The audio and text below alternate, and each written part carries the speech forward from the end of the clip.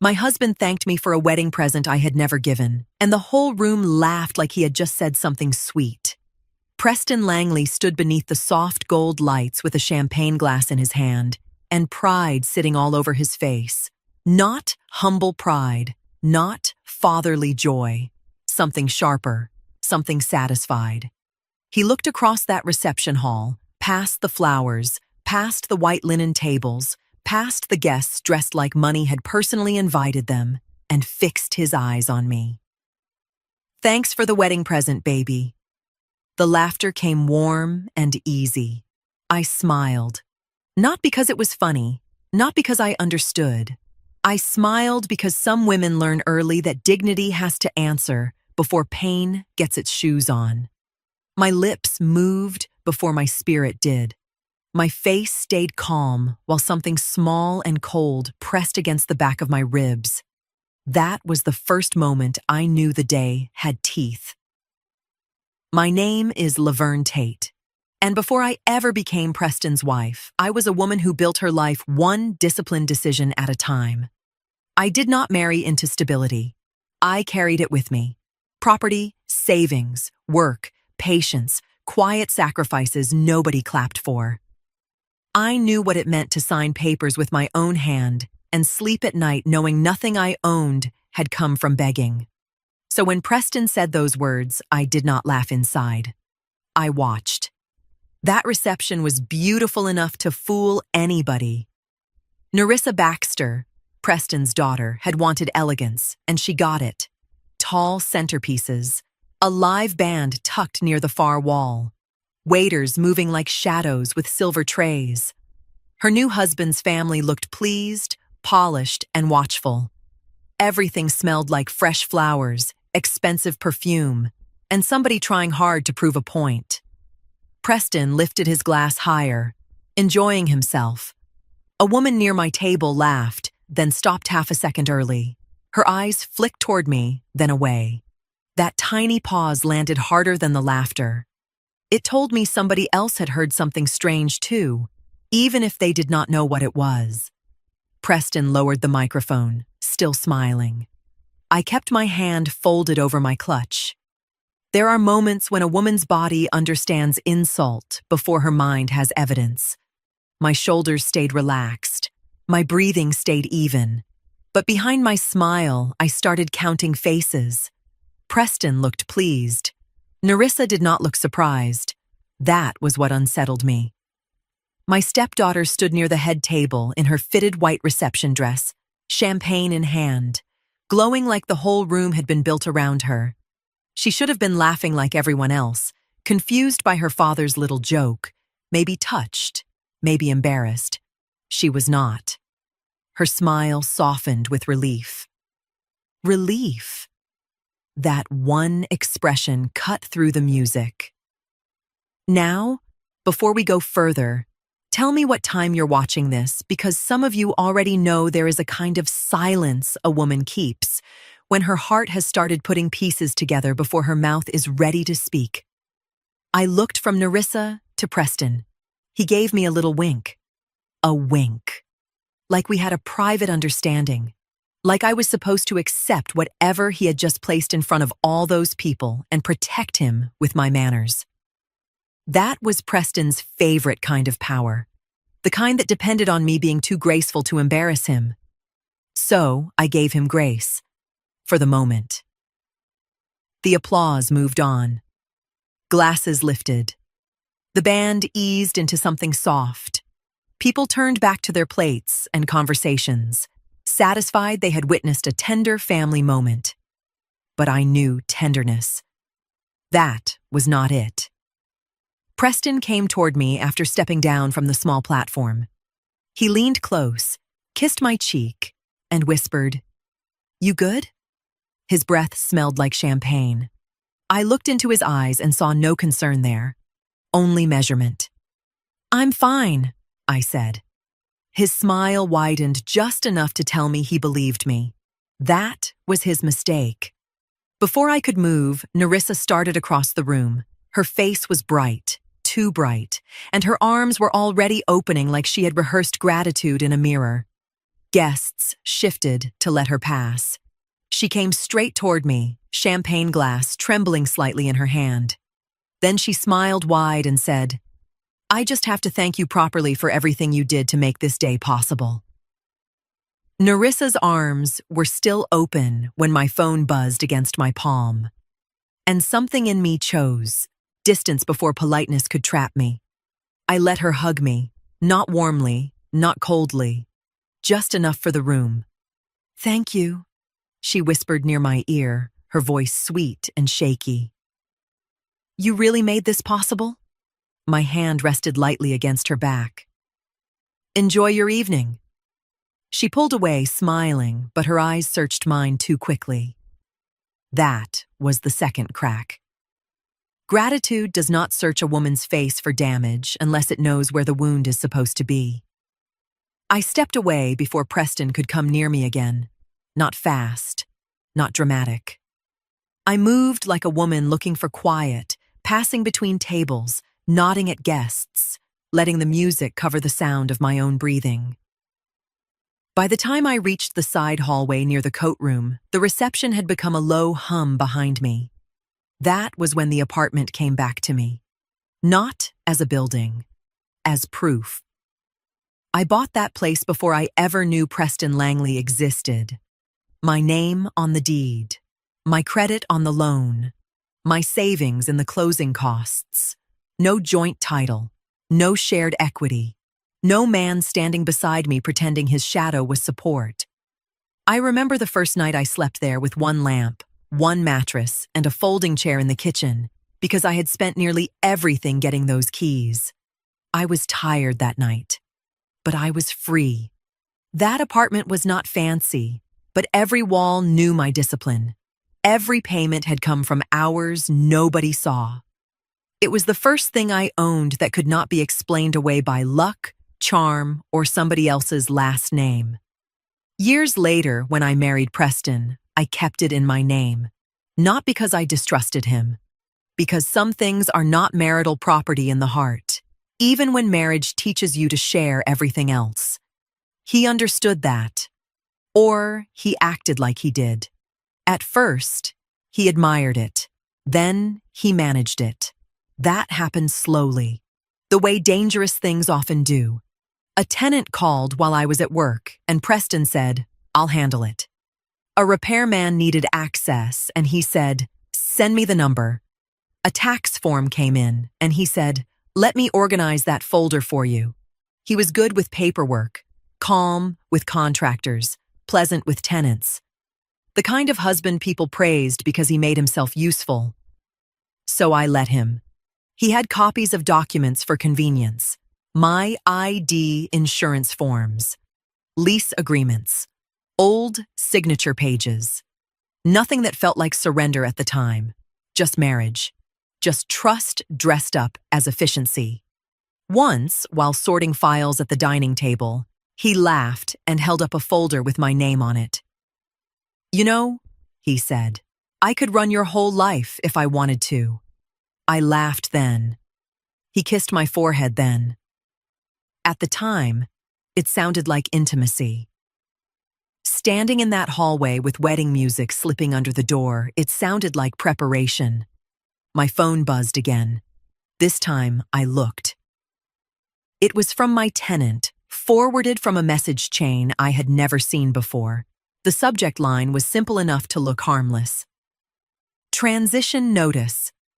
My thumb paused before I opened it. The first sentence made the hallway tilt without moving. New ownership will be transitioning communication and payment procedures, effective immediately. Future rental matters should be directed through Holloway Property Services. I read it once, then again.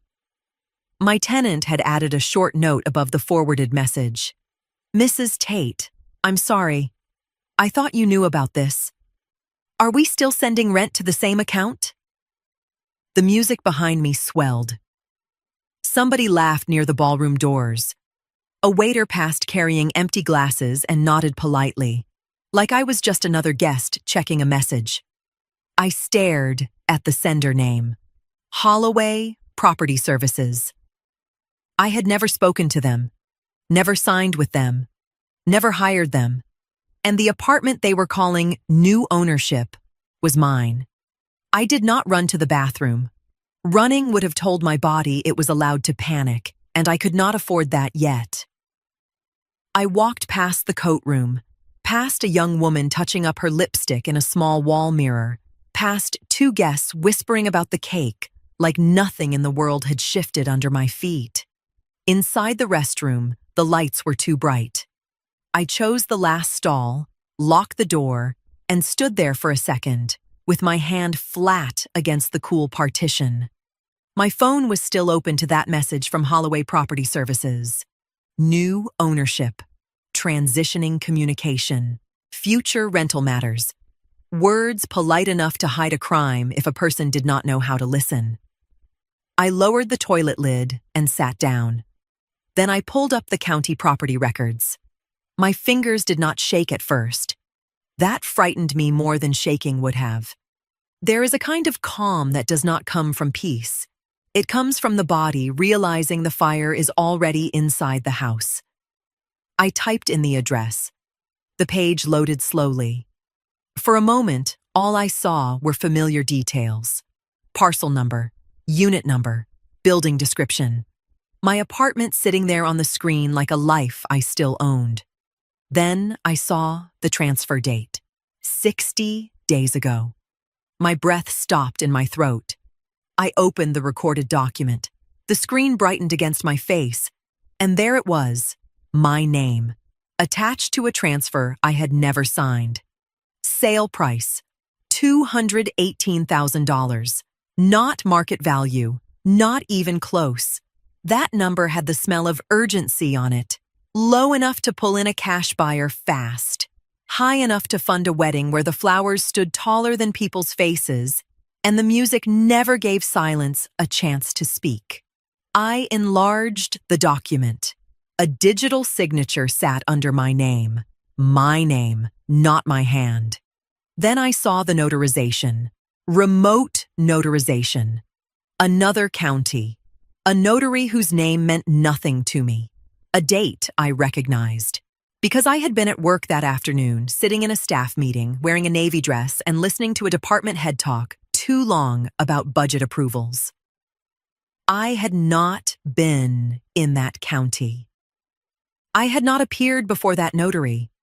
I had not signed anything.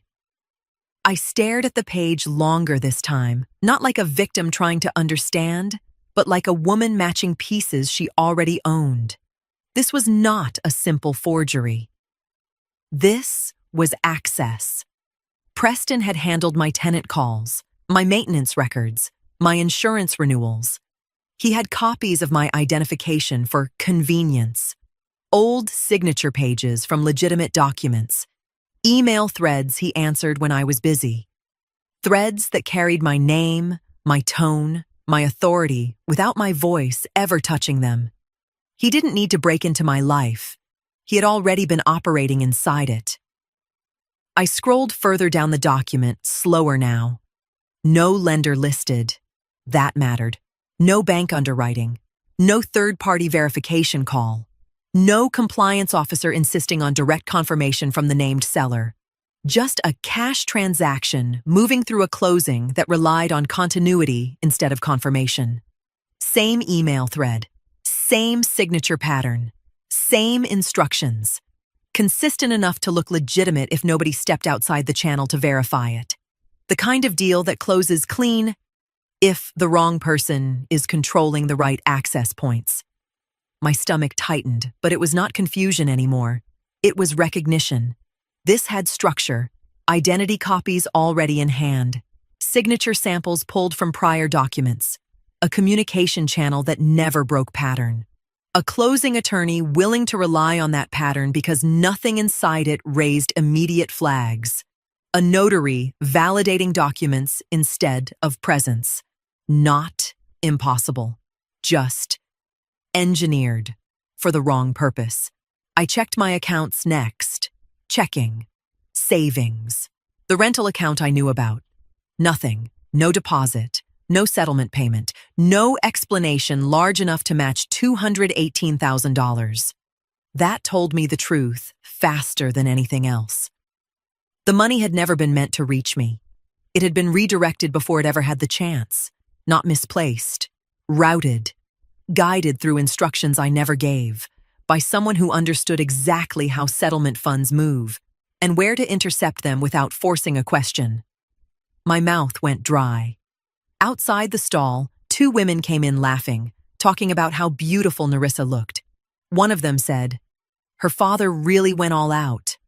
I closed my eyes. Yes, he had. When the door shut behind them, the restroom went quiet again. I looked down at my phone, at the forged version of myself glowing on the screen, and felt something inside me harden into a shape I did not recognize yet. I did not cry. Crying would come later, maybe. Or maybe it would not. Right then, my grief had no room. Suspicion was standing too wide. This wasn't a mistake. It wasn't confusion. It was execution. And the man who had done it had just raised a glass in front of a room full of people and thanked me for it. I opened my contacts and called. My brother. He answered on the second ring. "Laverne?" I kept my voice low. "Wendell. He sold my apartment." There was no gasp, no curse, no wasted sound, only silence. Then my brother said quietly, "No." He tried to. Wendell's voice did not rise, and that steadiness scared me more than panic would have. I stayed locked inside that bathroom stall, with one hand pressed against my chest, listening to my brother breathe through the phone like he was choosing each word before letting it touch me. "Laverne," he said, "I need you somewhere nobody can hear you." "I'm in the bathroom." "Good. Stay there." Behind the door, the reception music pushed through the walls in soft, expensive waves. Somewhere outside, people were still clapping, still eating, still celebrating a wedding paid for with a crime that had my name sitting on top of it like consent. Wendell said, "I saw the listing." My eyes closed. When? 53 days ago. The precision landed differently. Not memory. Record. He continued. "It didn't come to me randomly. I track distressed listings through 2 brokers I've worked with for years. They flag anything priced below market with compressed timelines. Your building almost never shows up on those lists." I leaned my head back against the stall. "This one did," he said. "Low price, marked urgent close, cash only, no contingencies, 7-day acceptance window." 7 days. "That combination doesn't show up by accident," he added. "When I saw the address," he said, "I recognized it immediately." "You didn't call me." "I know." That hurt before I understood it. Then he said, "Because the listing agent noted seller prefers minimal direct contact. That matters." Sometimes that language shows up when someone wants privacy. Divorce, quiet liquidation, health issues. I had to consider the possibility that you were selling and didn't want interference. I said nothing. "But there was another problem," he continued. "The contact email attached to the listing wasn't yours." My fingers tightened around the phone. "It was close enough to pass at a glance," he said. "Same name structure, slight variation." That's when it stopped looking like privacy and started looking like substitution. My mouth went dry. "So I didn't call you," he said. "I tested the process." "How?" "I had one of my brokers submit an inquiry," he said. "Standard questions, timeline, disclosures, confirmation of seller representation. And the responses came back fast," he said. "Too fast. Clean language. No deviation. Every answer routed through that same contact channel. No direct seller voice. No independent verification." He paused. "That's not how legitimate sellers behave when they're moving a personal asset." The music outside swelled again. Someone laughed too loudly. "So I made a decision," he said. "What decision?" "I entered the deal." The words settled slowly. Not rushed, not convenient, deliberate. Not blindly, he added. I escalated it. All cash offer through an entity. Proof of funds attached. Shortened due diligence window. I made myself the fastest, cleanest option on the table. I swallowed hard. There were other interested parties, he said. 2 investors circling. One submitted just after I did. If I had waited another day, it could have gone somewhere we couldn't trace cleanly. That shifted it. Not luck. Timing. You bought my apartment? I asked. Controlled it, he corrected. For now. I gripped the phone tighter. I didn't close immediately, he said. I extended just enough to review the file without losing position. That's when the structure started showing itself. A door opened outside the restroom. A woman came in humming, heels tapping across tile. I stayed still until water ran, paper rustled, and she left again. Then Wendell continued. The first problem was the notarization, he said. Remote, different county. Identity verified through uploaded documents, not physical presence. My eyes dropped to the forged name glowing on my screen. Second problem, he said. Seller communication never originated from you. Every response came through that same controlled email channel. Even confirmation of receipt. Even closing. Coordination. That's not standard, I said quietly. No, he replied. That's managed. He continued, steady as ever. The closing attorney relied on the communication thread as verified continuity. Same email, same tone, same instructions.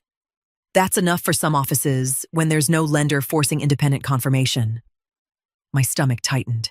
No bank involved, he added. Cash deal. That removes one layer of verification. No underwriting.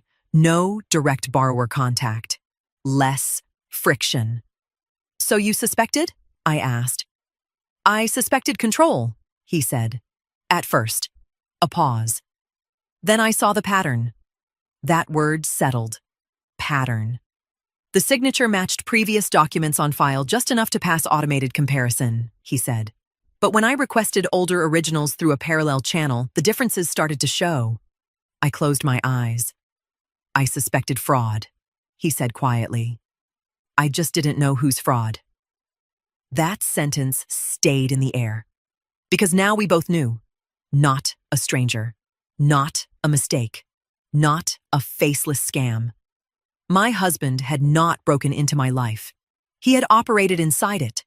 Wendell's voice sharpened slightly. Do not confront him tonight. I'm standing at his daughter's wedding. I know exactly where you are. He thanked me in front of everybody. I figured that part out when you called.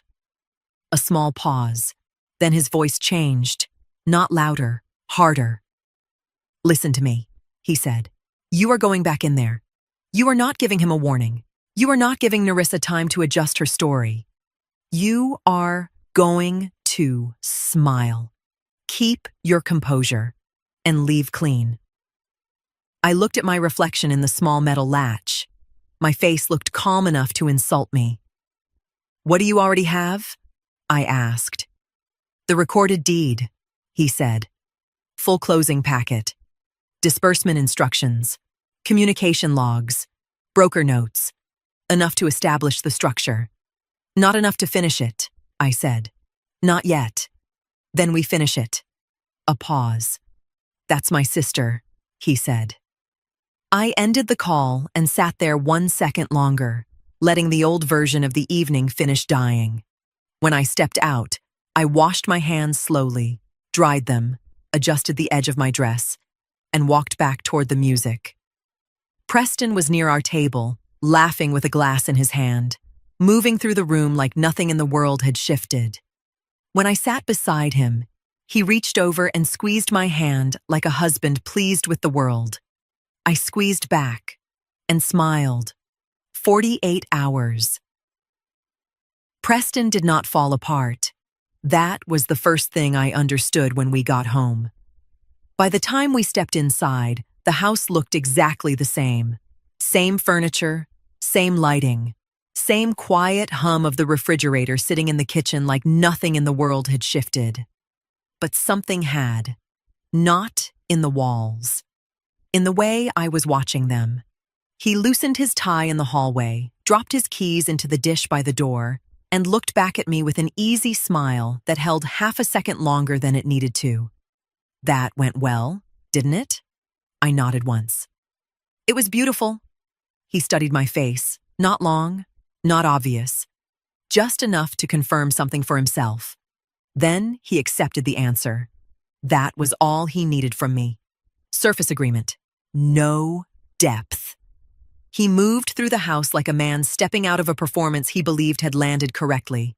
Poured himself water, checked his phone, made a passing comment about the band being worth every dollar. Small talk. Light. Measured. Not careless. That was the difference now. He wasn't relaxed. He was maintaining. I watched him.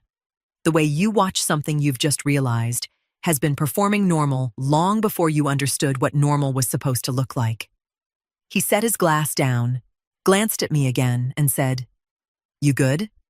There it was. Not concern. Verification. "I'm fine," I said. His shoulders eased a fraction. Then he nodded and walked toward the bedroom. He did not rush. He did not linger. He moved at the pace of a man who understood that control depends on not changing rhythm. Then he went to bed. And slept. Not instantly.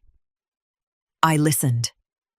From the hallway, from the quiet spaces between movement, I heard him shift once, then twice. The sound of his phone lighting up. A pause. The soft tap of a message being read. Another pause. Then stillness. No pacing. No calls taken out loud.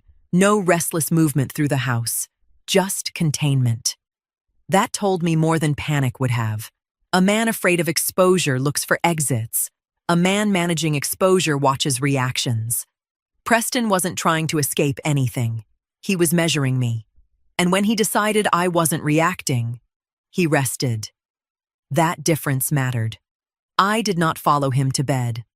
I changed clothes slowly, folded my dress carefully, and placed it over the back of a chair like it still belonged to a version of me that had walked into that reception, believing she understood her own life. Then I sat at the kitchen table with my laptop and called Wendell. He answered on the first ring. "She's here," he said, before I could speak. A second voice came onto the line. "Laverne," she said, calm and direct. "Danielle Avery." No wasted tone, no sympathy, just presence. "Thank you for taking this call," I said. "We don't have time to waste," Danielle replied. "Walk me through what you have." I didn't rush it. I laid it out clean. The transfer, the sale price, the notarization, the missing funds, the property management message, no emotion layered on top, just facts. When I finished, there was a brief silence. Then Danielle said, "All right.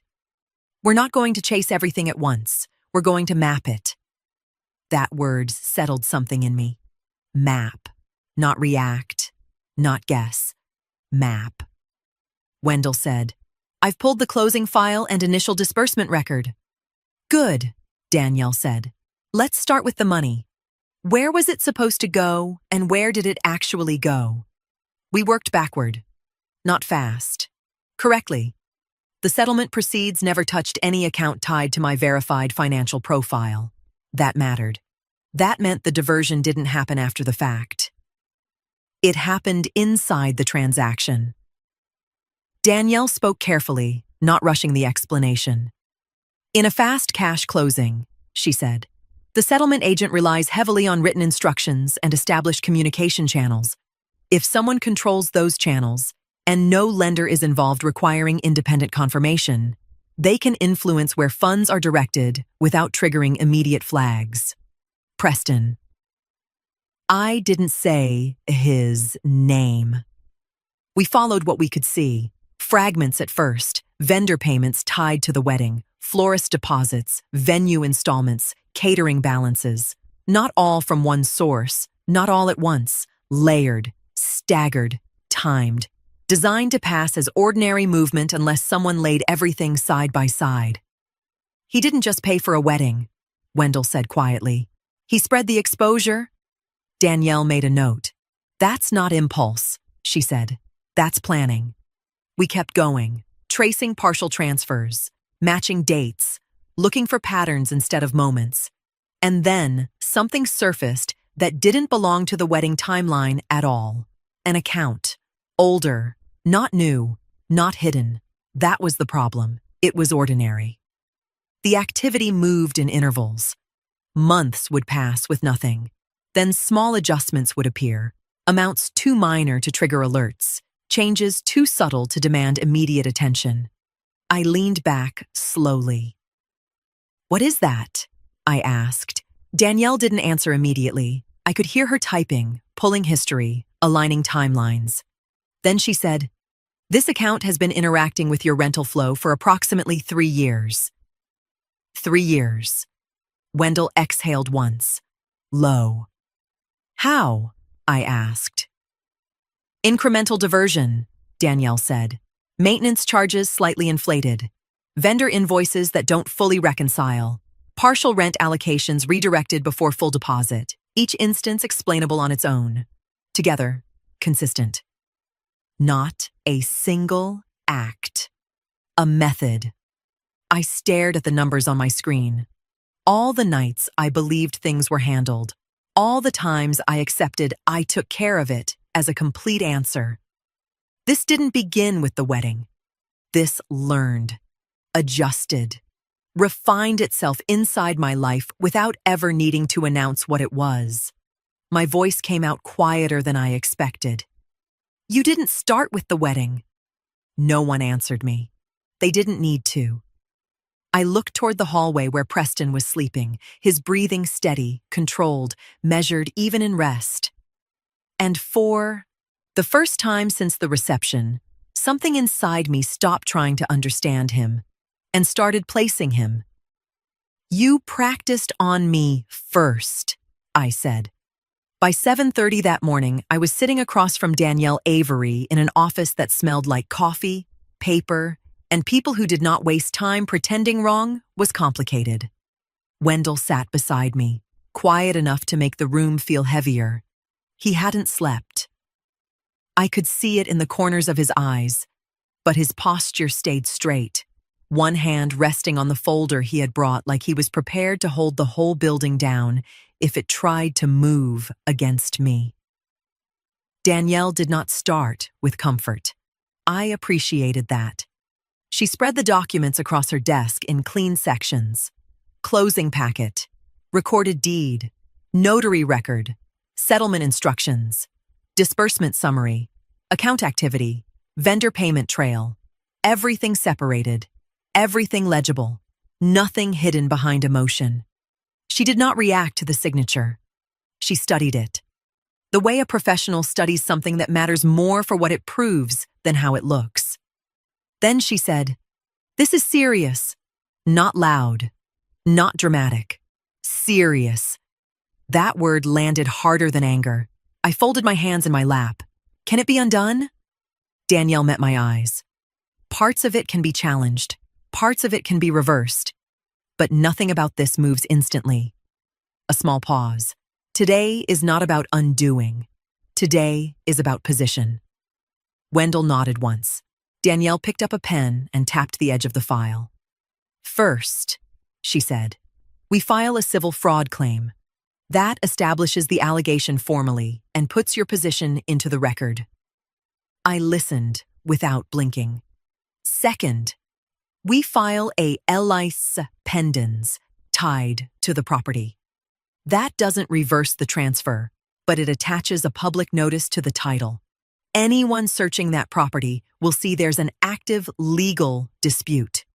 She let that sit for a moment. "That slows movement," she said.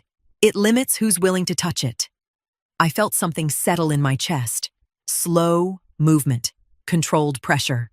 "Third," she continued, We request targeted asset review and temporary restrictions where we can justify them, not a full freeze. Courts don't grant that without a stronger showing, but enough to require disclosure and prevent quiet transfers. That gave me something solid to stand on. Not confrontation, not noise, structure. Danielle tapped the notary record.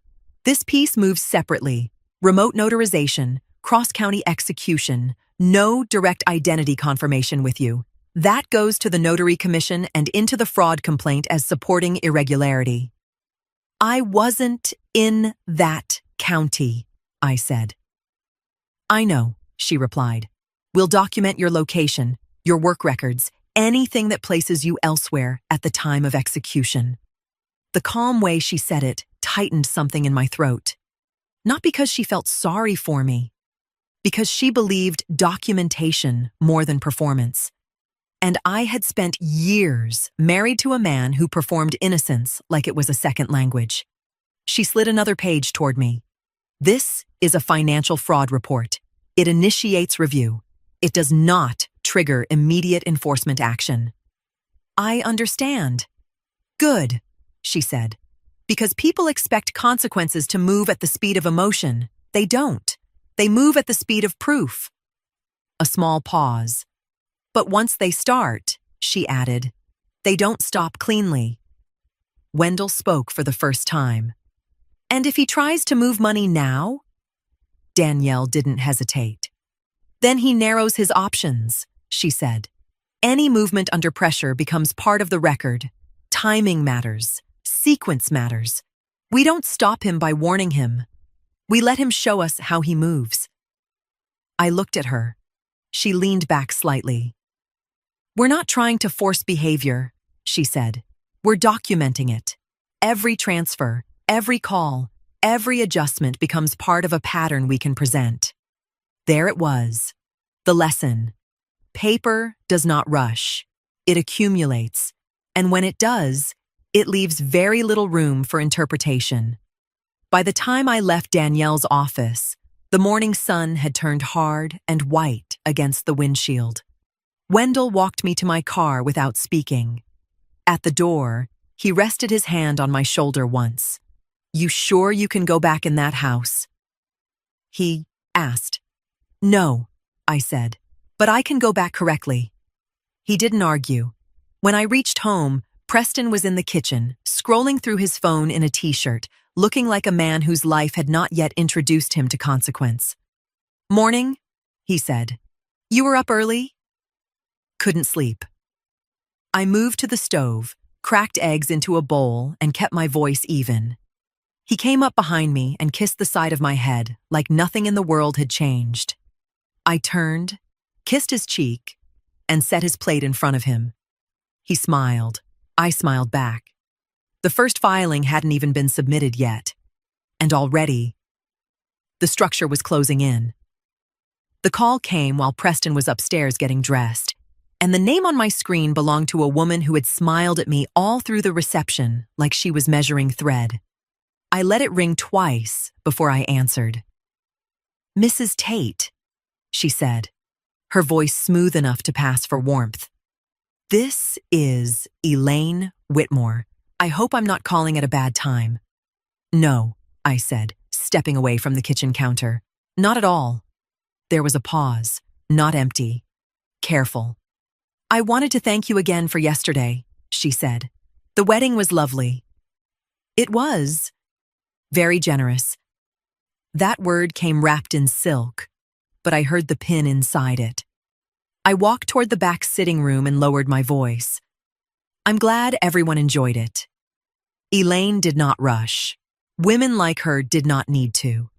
She had the calm of somebody accustomed to being answered, not ignored. My son started reviewing some of the vendor balances this morning, she said. He's particular about numbers. Always has been. That detail mattered, not suspicion, habit. He noticed something didn't line up, she continued. Nothing dramatic. Just timing. Several large balances cleared almost at once, and not through the accounts we expected. I said nothing. She continued, steady as ever. A few vendors confirmed they were paid in full overnight, just before the wedding. Different channels, different references. It stood out enough for him to ask questions. My hand tightened around the phone. Questions? I repeated. Yes, she said. Simple ones. What account covered the remaining balance? Whether the payments came through a consolidated source or separate arrangements. I could hear it now. Not suspicion. Tracking. My husband and I contributed our agreed portion, she said. That part is clean. But Narissa explained the rest came from a family property release. The room shifted. A family property release. Not inheritance, not savings, not a business account. Property. I looked toward the stairs and listened for Preston's footsteps. None. Elaine's voice softened just slightly. I hope I'm not being indelicate. You're being precise, I said. That earned a pause. Yes, she said quietly. I suppose I am. I sat down slowly. Narissa had chosen her words carefully. Formal enough to sound legitimate. Vague enough to discourage questions.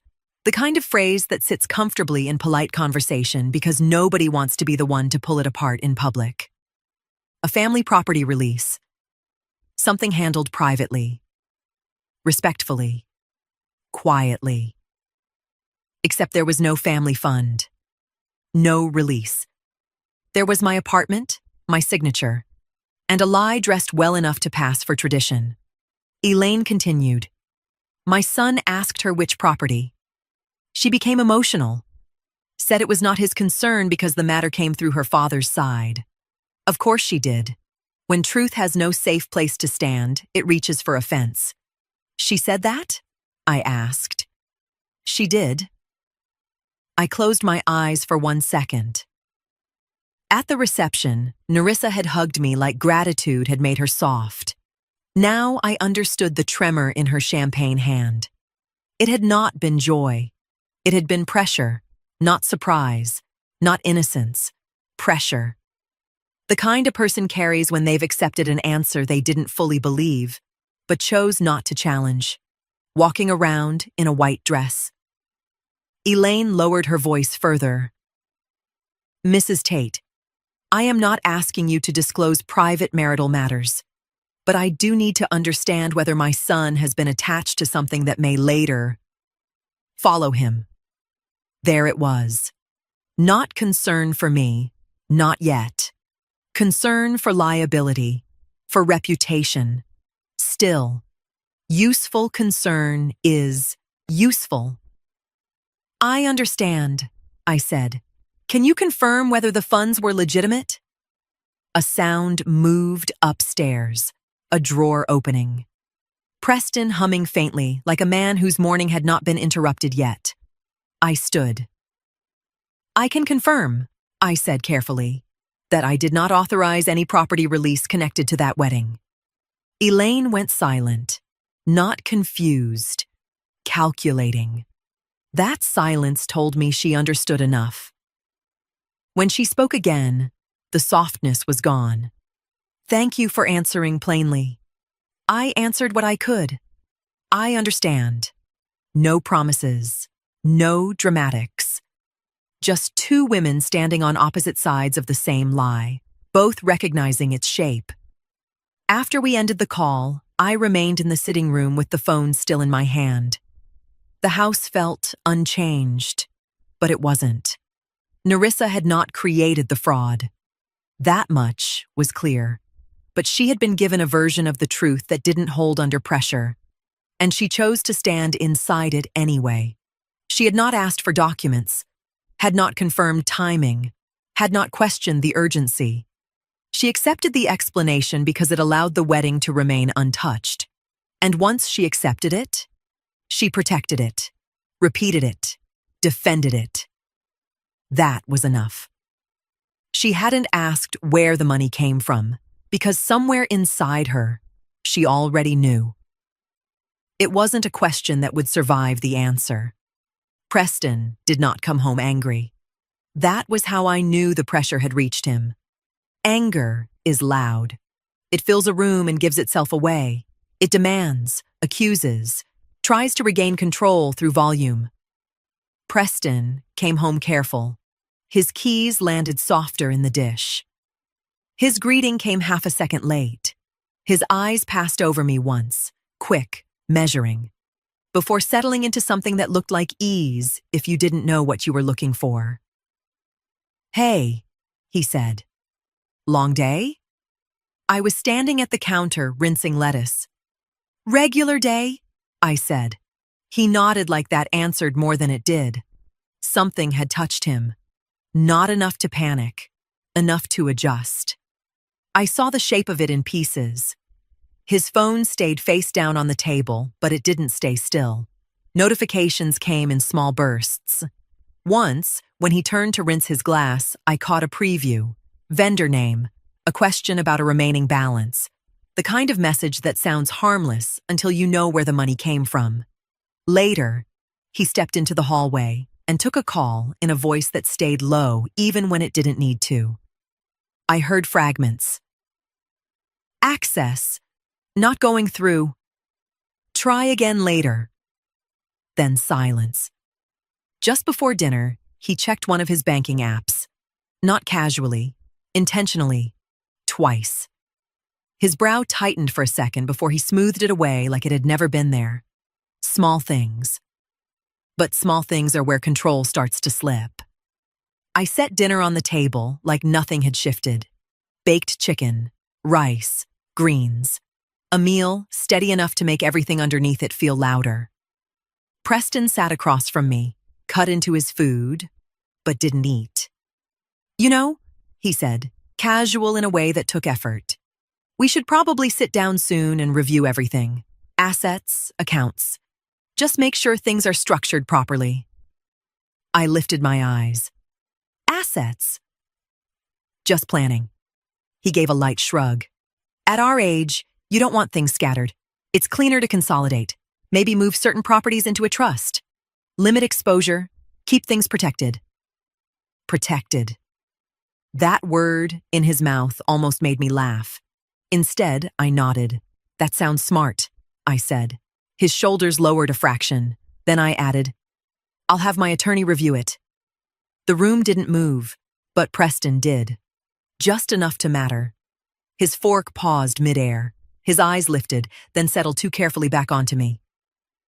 "Your attorney?" he asked. "Yes." "I didn't know you had one." "There are a lot of things we don't know about each other, Preston." Silence followed. Not loud. Heavy. He smiled first, but it came thinner now. "I just meant we can handle most of this ourselves." "I'm sure you did." He didn't eat after that. He moved food around his plate like a man performing normalcy for someone who had started noticing timing. I let him perform. I asked if he wanted more iced tea. He said no, too quickly. After dinner, he said he needed to check something in, the garage. I gave him enough time to believe I wasn't paying attention. Then I moved. Not quickly. Correctly. The side window near the laundry room gave just enough angle into the garage without announcing me. The light was on. Preston stood beside his car, phone pressed tight to his ear, head lowered. His posture had changed. Not relaxed anymore. Contained. His free hand opened and closed at his side like he was holding on to something that didn't want to stay still. I couldn't hear every word, but tone carries its own meaning. Urgent, controlled, strained. "No," he said sharply, then lowered his voice. "Don't use that number again." I raised my phone slowly. No flash. No movement that would catch the eye. When he pulled the phone away for a second, the screen lit up. I angled just enough to catch the number, partial at first, then clearer when he shifted. I didn't rush it. One clean shot. That was enough. I stepped back before he turned. By the time he came back into the house, I was already in the living room, scrolling through something that didn't matter. 10 minutes later, I sent the image to Wendell. No text. He didn't call. He understood the difference between urgency and exposure. 12 minutes passed. Then my phone lit up. Not random. Then another message. Business associate. Possible routing connection. I read it twice. Then again. The words didn't get louder. They got clearer. I stared at the screen until it stopped looking like information and started looking like direction. Preston hadn't acted alone, and whatever system he had built had just opened one more door. The first setback came wrapped in Danielle Avery's calm voice, and that made it more frightening. She called just after 9 the next morning while Preston was in the shower. I stood in the laundry room with the door halfway closed, listening to the water run upstairs while Danielle told me the first clean path had narrowed. The closing attorney isn't responding, she said. I closed my eyes. Unreachable how? Office line goes to full voicemail. Assistant says he's on personal leave. His calendar was cleared late yesterday. The secondary contact address he listed is inactive. That wasn't absence. That was distance. I looked toward the ceiling. The shower was still running. Danielle continued, steady as ever. I reviewed his background. No formal sanctions yet, but there are prior complaints, rushed closings, weak identity verification, documentation accepted without independent confirmation. Flexible, I said. That's the word people use, she replied, until someone decides it's a pattern. My hand tightened around the phone. Up until that moment, he had been a detail. A name on a page. A signature at the edge of something larger. Now he had weight.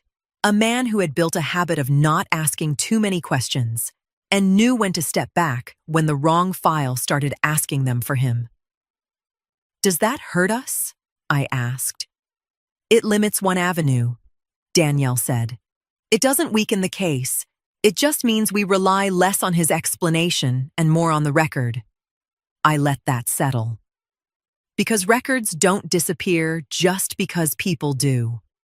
Then she added, Preston's counsel has already responded. That landed colder. When? Late yesterday afternoon. Of course. While he sat across from me talking about asset planning, he had already begun positioning the defense. What are they arguing? I asked. They're opposing the request for immediate asset restrictions, she said, calling it premature, overbroad, framing it as a marital asset dispute with insufficient evidence of urgent harm. A sound left me before I could stop it. Not a laugh. Something thinner. Marital confusion. Yes, Danielle said. It's a common shield.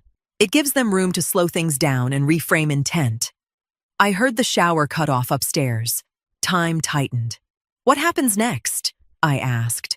The court has scheduled a hearing, she said. Not immediate, but soon. That gives them time to argue. It gives us time to refine. Refine, not rush. I stared at the folded towels in front of me. Clean edges, neat stacks. The kind of order I used to believe in. He's going to try to move something, I said. He may, Danielle replied. And if he does, that movement becomes part of the timeline. There it was again. The strategy. Don't chase. Let pressure create direction. A door opened upstairs. Preston coughed once, moving through the bedroom like his morning still belonged to him. I lowered my voice. What about the number from the garage? Danielle paused just long enough for me to feel the weight of what she was about to say. We've started looking into it, she said. The name connected to that number appears along one transaction path, not central, not exposed, positioned. Deliberately? I asked. Possibly, she said. People who operate in these structures rarely place themselves at the center. They sit close enough to benefit, and far enough to step back if needed. Can he be pressured? Not directly, Danielle said, but exposure changes behavior, especially when someone realizes their name may surface in a context they didn't fully anticipate. I looked toward the hallway. Preston's voice carried down. Laverne, you seen my blue cufflinks? My face didn't move. 1 second, I called back. Danielle's voice sharpened just slightly. Do not shift your behavior, she said.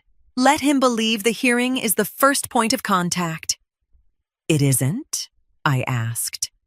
No, she said. It's just the first one he'll recognize. A pause. If the associate speaks, she added, we won't need the attorney to explain how this moved. I stood there for a moment after the call ended, the sound of Preston moving upstairs settling back into something ordinary. But it wasn't. Nothing about it was. Because now the structure had a gap. And gaps don't close themselves, they widen. If you let the right pressure sit on them long enough. The business associate chose a hotel cafe because men like him believe public places make truth behave. His name was Russell Grant, and I knew him the way wives know men who orbit their husbands without ever being invited too close. Handshakes at charity dinners, brief nods at office parties, a polished smile when Preston introduced him as someone I do occasional work with. Occasional, I now understood, had been doing heavy lifting. He hadn't agreed to meet because he was comfortable. He agreed because ignoring me would have required confidence he no longer had.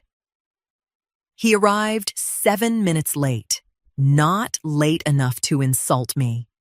Late enough to reestablish a sense of control he could feel slipping somewhere he couldn't yet see. I was already seated with water in front of me and a slim folder on the table. Danielle had advised against meeting him alone, but not against meeting him prepared. Wendell was in the lobby where Russell could not see him. Danielle knew the time, place, and purpose. And more importantly, she knew exactly what I was allowed to say and what I was not. Nothing about that morning was emotional. That was why it had power. Russell's eyes went to the folder before they came to me. That was the first truth he gave me. Mrs. Tate, he said, sitting down. I wasn't sure this meeting was necessary. That was the first adjustment. Not denial. Distance.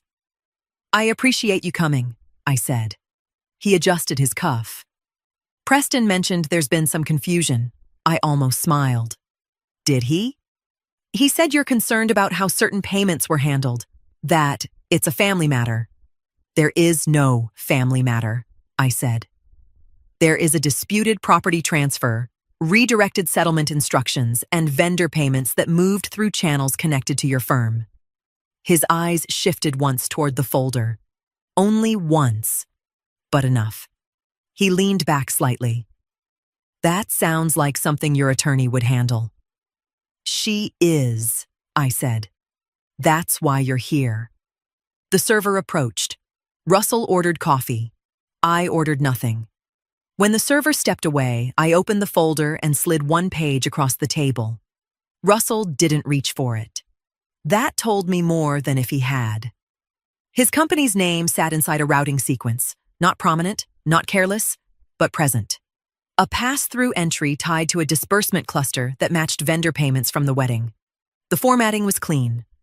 Ordinary. The kind of document that survives review because nothing about it demands attention unless you already know where to look. Your firm appears in the path, I said. Not as origin, not as final destination, but inside the movement. His jaw tightened just slightly. I don't manage every transaction that passes through my company, he said. I don't expect you to, I replied. But I do expect you to recognize when your systems are being used in ways that expose you. That word sat between us. Expose. He didn't respond immediately. Good. That meant it landed where it needed to. Documents can be misread, he said. So can compliance obligations, I replied. That shifted something. Subtle, but real. I kept my voice level. This isn't just about what moved, I said. It's about how it moved. Routing without clear business purpose, settlement-adjacent transfers tied to personal events, third-party pass-throughs that don't reconcile cleanly under audit. I let the word sit. Audit. He exhaled slowly. Preston handled his own affairs, he said. If he used outside channels, that doesn't automatically involve me. No, I said, but it places you close enough to be reviewed. And reviews don't stay narrow once they start asking the right questions. Silence settled between us. Not empty, measured. The server returned with his coffee. Russell wrapped his hand around the cup, but did not drink. That was the second truth he gave me. What exactly are you asking for? He said. The timeline, I replied. When your firm first touched any part of this structure, who initiated contact, what instructions were given, and whether anything about those instructions required clarification that never came. And if it didn't? Then that becomes part of the record too, I said, which means you're relying on the assumption that every transaction tied to your firm would withstand full review without context. That was not a threat. That was math. His thumb moved along the edge of the cup. Why come to me directly? He asked.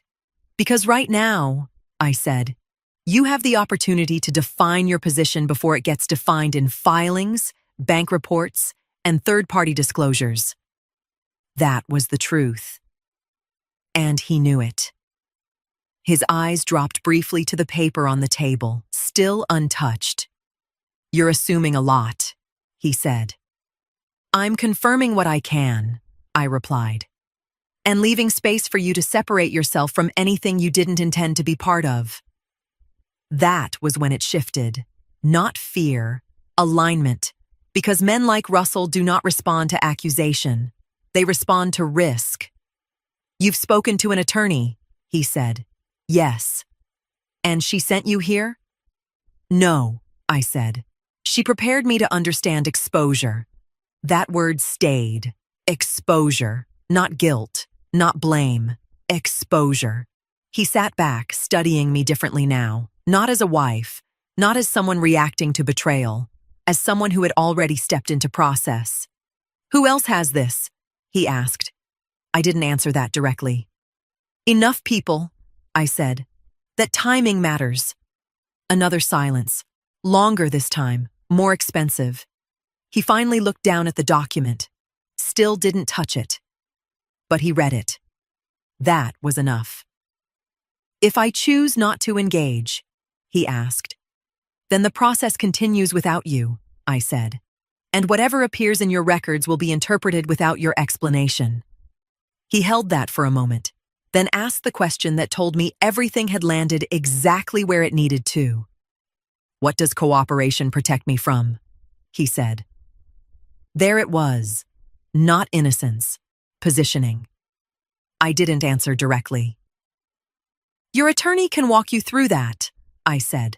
But cooperation usually determines whether someone is viewed as a participant or a channel that was used. That was the line. And he knew it. His fingers loosened slightly around the cup. Give me until this evening, he said. I nodded once. That's reasonable. When I stood, he remained seated, eyes still on the page he had never touched, as if proximity alone had already said too much.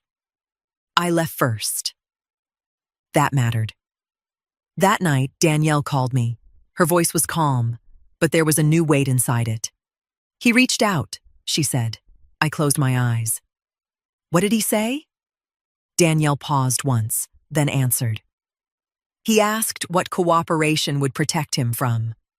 I didn't respond immediately, because by then, I understood. Russell Grant wasn't deciding whether to help me. He was deciding how far away from Preston Langley he needed to stand before the paper made that decision for him. Russell Grant's documents did not arrive like thunder. They arrived in a secure email link at 6:42 the next morning, while Preston was downstairs pretending not to watch me move through the house. I opened them in Danielle Avery's office, with Wendell sitting beside me, close enough that I could feel his anger without hearing it. Danielle had already reviewed the first batch. I knew that by the way she did not speak when I walked in. Some news needs silence around it before it can enter a room. She turned her laptop toward me. "These are older than the wedding," she said. I looked at the first file. The date near the top made my chest tighten. Years older. Not weeks. Not months. Years. The document was not dramatic. That was the worst part. No confession, no careless message, no sentence a man could not later explain away if he needed to. Just clean formatting, numbered lines, the kind of structured notes people use when they are planning finances, managing assets, or preparing for a future they expect to control. Apartment equity, rental income projections, insurance values, estimated retirement contributions, asset exposure notes. My life reduced to categories. I leaned closer, not because I wanted to see better, but because my mind refused to accept what my eyes were reading from a distance. There was a section labeled long-term positioning, neutral words, respectable words, the kind of language that belongs in financial planning documents, not betrayal. Under it, several phrases sat there, clean enough to pass for strategy unless you knew what they were touching. Gradual integration, minimize disruption, avoid unnecessary alarm. I stared at that last line longer than the others. Avoid unnecessary alarm. Not illegal, not explicit, but not innocent either. Wendell made a sound beside me, low and controlled, but Danielle lifted one hand slightly, not to stop his anger, to keep the room useful. I scrolled down. There were notes about my apartment before Preston and I were even married, not detailed enough to prove he had acted yet, but detailed enough to show he had been studying it. Estimated rent, likely equity, maintenance access considerations, suggested timing after marriage stabilized. That word did not read like love. It read like patience. I thought of all the small kindnesses I had once trusted. Him offering to call the plumber, him remembering insurance renewal dates, him telling me I worked too hard and he could take one more thing off my plate. He had not been helping me carry weight. He had been measuring it. Danielle clicked open another file. "This one references Russell's company indirectly," she said. "It's framed as business routing, consulting language, not personal. That's why it passed." I barely heard her. My eyes had stopped on an email thread. Preston's name, Russell's too. Short messages, clean, careful. The kind of communication that survives review because it never says the whole thing out loud. She values independence. Move slowly. No pressure. Keep structure intact. Nothing illegal in those words. Nothing a lawyer couldn't explain. But placed beside everything else, they did not read like respect. They read like timing. My fingers curled against the edge of the table. I remembered Preston admiring that independence when we first met. Telling me he respected a woman who had her own. Telling me he was not intimidated by what I had built. He had not been admiring it. He had been assessing it. "He didn't fall in love with my life," I said quietly. Neither Wendell nor Danielle interrupted me. "He audited it." The sentence settled into the room and stayed there. Because now the pattern held. Not one reckless act. Not one sudden betrayal. A system. Tested in small ways. First, maintenance access, document handling, account familiarity. Then expanded, adjusted, refined. The wedding had not made him reckless from nowhere. It had made him impatient. Narissa's expensive dream had not created the plan. It had accelerated it. I scrolled again. There was a section labeled External Pressure Considerations. Even that sounded harmless. Until I read the line beneath it. Family-driven financial events. Create flexibility. No names, no accusations, just a principle. My stomach turned cold, not sick, cold. A daughter's wedding, a father's pride, a wife's assets, all variables, all usable. Wendell stood suddenly and walked to the window. His shoulders rose once with a breath he was fighting to control. Danielle looked at me. "We can use this," she said. That should have comforted me. It did not. Because before it was evidence, it was my marriage.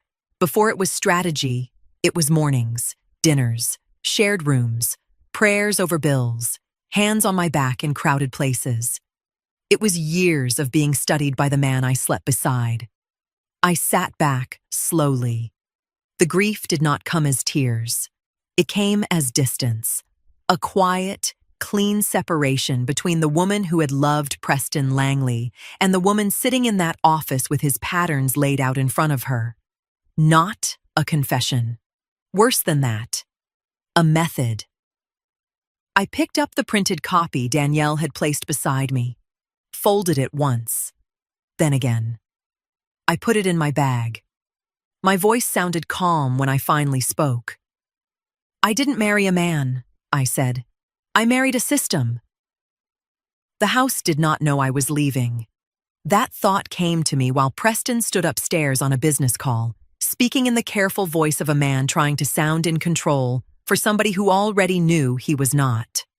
I moved through the bedroom with a small overnight bag open on the chair, taking only what I needed and nothing that would announce itself missing. Medicine, documents, 2 changes of clothes, my mother's ring from the small dish on my dresser. Not the wedding photo. Not the robe he bought me. Not the perfume he liked. Some things did not need to be carried out. Some things had already lost the right to follow me. Danielle had warned me the night before. Do not make this emotional in the house.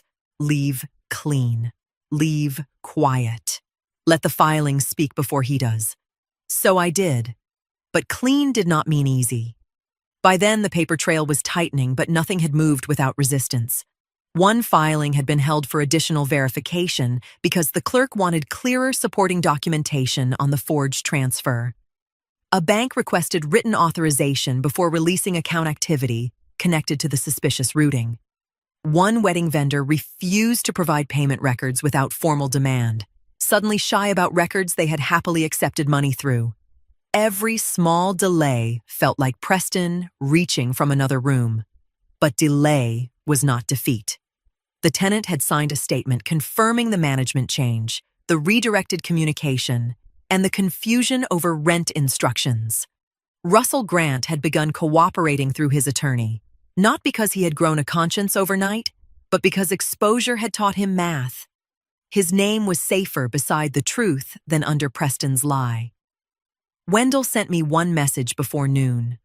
Apartment file complete on my end. I stared at it for longer than I needed to. That apartment had become more than an address again. It was the first thing they tried to turn into evidence of my silence. Now it was becoming evidence of theirs. Preston came downstairs while I was closing the bag. I heard his footsteps pause near the bedroom door. "You going somewhere?" he asked. I zipped the bag without rushing. "Just handling a few things." His eyes moved from the bag to my face. "What things?" I looked at him then.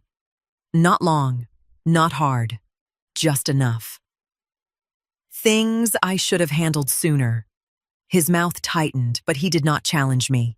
Not fully. Men like Preston know when a room has shifted before they know who moved it. "I don't like this distance between us," he said. That almost sounded tender. Almost. I picked up my handbag. "Then you should have respected the space where trust used to be." His face changed, but I was already walking past him. He reached for my wrist. Not hard. Still, I stopped and looked down at his hand. He let go. That was the first honest thing his body had done in days. I left without slamming the door. Wendell had arranged a small furnished place for me across town. Nothing grand, nothing permanent, just quiet, clean, and mine for the moment. When I stepped inside, the silence did not feel lonely. It felt uncontaminated. By evening, Danielle called. Her voice carried no celebration, only readiness. The delayed filing cleared, she said. The vendor records are being compelled. The bank request is moving. Russell's attorney confirmed cooperation in writing. I sat on the edge of the bed, still in my coat. And Preston? A small pause. Service is scheduled, Danielle said. 8 a.m. I was not at the house when they knocked. That was deliberate. Danielle had insisted on it the night before. You don't need to be there for the moment, she said. You need to be positioned for what comes after it. She was right.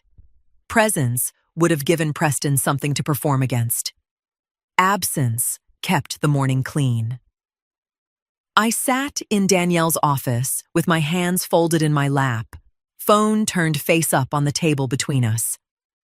Wendell had left 20 minutes earlier without saying much. He didn't need to.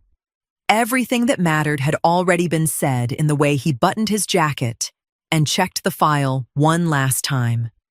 8 o'clock came without ceremony. No dramatic clock, no announcement. Just the quiet understanding that something had reached its hour. Danielle did not speak. She reviewed a document on her screen like the morning was routine, like men did not build lies large enough to stand inside and then watch them collapse at their own front door. I kept my eyes on the phone. There is a particular kind of waiting that does not feel like time passing. It feels like something tightening, slow and steady, until it either breaks or holds. At 8:07, my screen lit up. One message. From Wendell. I did not open it immediately. My fingers rested on the edge of the table while I pictured the house as it was at that moment. The front steps, the door, the hallway behind it. Preston moving through his morning with whatever version of control he had convinced himself still existed. I imagined the knock. Not loud, not aggressive. Official. The kind that does not ask permission to be answered. Wendell would have been standing slightly to the side, not hidden, not center. Exactly where he needed to be seen without speaking first. The deputy beside him. The investigator just behind. Papers in hand. Faces calm. No emotion offered to the man opening the door. Preston would have expected something ordinary, a delivery, a mistake. He would have opened the door with half his attention still somewhere else. And then he would have seen Wendell. That was the first shift. My brother does not raise his voice. He does not argue in doorways. But men like Preston always recognize something in him they could not move around. That slight pause would have come first. A recalculation. Then the deputy. Then the investigator. Then the papers. Not waved. Not pushed forward. Presented. I could see it clearly without being there because I knew the rhythm of men who believe control belongs to them until it is taken away properly. Wendell would not have spoken first. The deputy would. Name, identification, purpose, words that carry weight because they are not negotiable. Preston would have tried to gather himself. Straighten his shoulders. Ask a question that bought him time. Something like, "What is this about?" And then Wendell would have lifted the document. Not quickly. Not dramatically. Just enough. The deed. The one thing Preston believed he had moved beyond reach. And the name attached to it. Wendell Monroe. Not a stranger. Not an investor. Family. That was the moment everything inside him would have shifted from defense to recognition. He had not sold that apartment away. He had sold it into the one place his lie could not survive. I picked up my phone, opened the message. One word. Frozen. I let the screen go dark again. Danielle looked up from her desk. She didn't ask what it said. She read it in my face. "It's done?" she asked. "No," I said quietly. "It started." 3 months later, Preston was not in prison. That mattered. Real consequences do not always arrive with handcuffs and cameras. Sometimes they arrive as returned calls that never come, accounts that no longer move the way they used to, and men sitting across from attorneys who have stopped reassuring them. The investigation was still active, not stalled, not dramatic. Active. Exactly the way Danielle said it would be. The civil complaint had been accepted into the record. The supporting documents were preserved. The notarization irregularities had been flagged for review. The transaction file was being examined line by line. Execution, authorization, routing, disbursement. Nothing rushed, nothing assumed, but nothing ignored either. The forged signature, the cross-county notarization, the altered settlement instructions, the vendor payments, and the older account pattern had begun to align. Not loudly, clearly. Preston called it confusion. The record called it sequence. Russell Grant cooperated through counsel. That did not make him honest. It made him responsive to pressure. He provided structured access to internal records, email threads, transaction logs, authorization notes, enough to show how Preston moved funds through channels that were never designed for personal use, but flexible enough to allow it if no one asked the right questions. Russell's firm did not collapse. It contracted. One partner stepped away. Two long-standing clients paused engagements. A lender withdrew from a pending deal without explanation. No one issued statements. No one announced principles. They simply adjusted distance. That is how professional damage spreads when it is documented instead of argued. The closing attorney resurfaced the way people like him often do, through explanation instead of presence. Medical leave, personal strain, limited availability. Meanwhile, his file grew heavier. Prior complaints were revisited. Patterns were noted. Other closings began to look less like isolated mistakes and more like consistent tolerance for weak verification. The notary gave a statement. I relied on the documents presented to me. Danielle read that line aloud once, then set the page down. Everyone relies on something, she said, until the reliance becomes the problem. I did not respond. By then, I had moved into a quieter place. Not peace, not yet. But I no longer woke up feeling like I needed to explain myself to the room. Preston's accounts were not frozen. They were constrained. Selected accounts flagged for review. Certain movements requiring additional verification. Delays where there used to be ease, not punishment. Pressure. His attorney challenged everything. Danielle answered everything. The court asked for records. Records produced more records. Every filing reduced the space where this could be explained away as misunderstanding. He reached out twice. I did not answer. The first message said, "We need to talk like adults." The second said, "You're letting your brother poison this."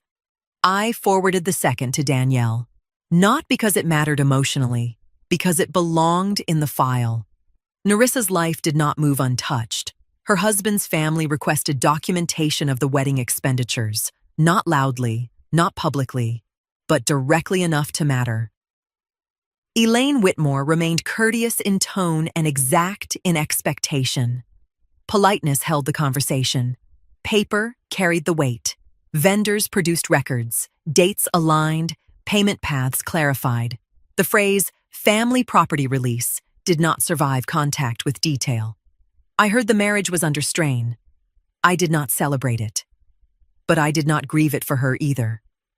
Some consequences arrive without noise. There were no scenes, no confrontations, no public unraveling, just invitations that stopped coming, business calls that slowed, conversations that shortened when he entered a room. People who once leaned in now, leaning away with their phones already lifted to their ears. Distance became his introduction. Quiet exclusion can be colder than public shame. One Thursday afternoon, I returned to the place Wendell had arranged for me and found an envelope slipped beneath the door. No return address. My name written by hand. I knew the handwriting before I opened it. Nerissa. I set the letter on the counter, made myself coffee, watched the steam rise between me and everything that had come before. And for a long time, I let it sit there unopened. Nerissa's letter sat unopened until the coffee went cold. I did not rush toward it. Some words arrived too late to deserve urgency. I stood at the counter, watching that envelope like it might change shape if I waited long enough. But paper is honest in a way people often are not. It stays what it is. When I finally opened it, her handwriting leaned across the page in careful lines. Not messy, not broken. Careful. That told me something before the first sentence did. She did not begin with, "I'm sorry." She began with explanation. She said she had been overwhelmed. She said the wedding had gotten bigger than she expected. She said Preston told her he had handled everything, that the money came through property arrangements, and she believed him because daughters want to believe their fathers. I read that line twice. Then came the sentence that told the truth she had tried to dress up. I didn't think it would go this far. I set the letter down. Not because I was angry, because I understood. She had thought it would go somewhere, just not here. She had thought the lie would cost somebody something, just not her comfort, her marriage, her image, her new family's respect. That was not remorse. That was limitation wearing perfume. I folded the letter back into its envelope and placed it in a drawer. Not the trash. Not my heart. A drawer. Some things do not need immediate answers. 2 weeks later, Wendell called me to Danielle Avery's office. He had already started the proper transfer process, clean and documented, every line reviewed, every signature watched, every page handled in the open. No shortcuts. No side doors. No husband moving through my life with borrowed access. When I signed my name this time, Danielle stood beside me and watched the pen move. "Take your time," she said. I almost smiled. For years, people had moved quickly around me and called it help. This time, slowness felt like respect. Wendell handed me the final copy when it was done. His face was steady, but his eyes were not. "It's yours," he said. I looked at the paper, then at my brother. "It was always mine," he nodded. "Now the record agrees." That afternoon, I went back to the apartment alone. The building looked smaller than memory, but not weaker. The hallway still held that old, clean smell of paint, dust, and somebody's dinner drifting under a door. My key turned the same way it always had. That nearly broke me.